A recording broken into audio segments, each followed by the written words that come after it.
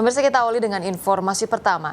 KTT ASEAN ke-43 usai digelar. Dalam pertemuan tingkat tinggi negara-negara Asia Tenggara plus 9 negara mitra ekonomi, Indonesia telah berhasil menyepakati 93 proyek kerjasama senilai 38,2 miliar dolar Amerika Serikat atau sekitar 584 triliun rupiah.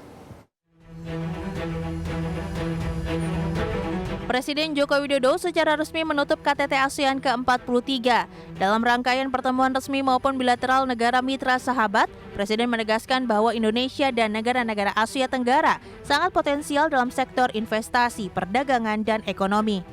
Oleh sebab itu, KTT ASEAN ke-43 selama 3 hari ini, Indonesia berhasil menyepakati 93 proyek kerjasama senilai 38,2 miliar dolar Amerika atau sekitar 584 triliun rupiah. Kesepakatan tersebut termasuk pengembangan industri kendaraan listrik hingga cross-border payment, di mana kesepakatan perkembangan ekosistem kendaraan listrik didukung oleh China, Jepang, dan Korea Selatan.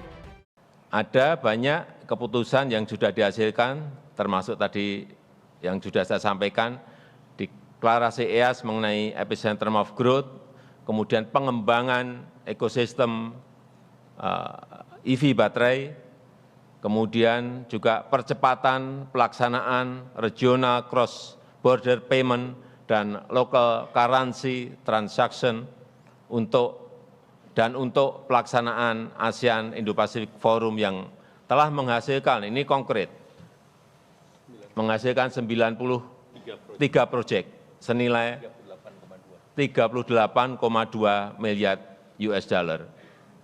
Ini adalah sekali lagi, ini adalah kerjasama konkret yang bermanfaat untuk rakyat. Melihat hasil yang dicapai dalam KTT ASEAN 2023 ini, Indonesia sebagai keketuaan KTT ASEAN akan terus memperjuangkan ekosistem hilirisasi industri di tingkat perdagangan internasional. Indonesia sebagai negara berkembang akan terus menyuarakan hak untuk mensejahterakan rakyat melalui hilirisasi industri dalam KTT G20 di India mendatang. Dari Jakarta, Tim Liputan, IDX Channel.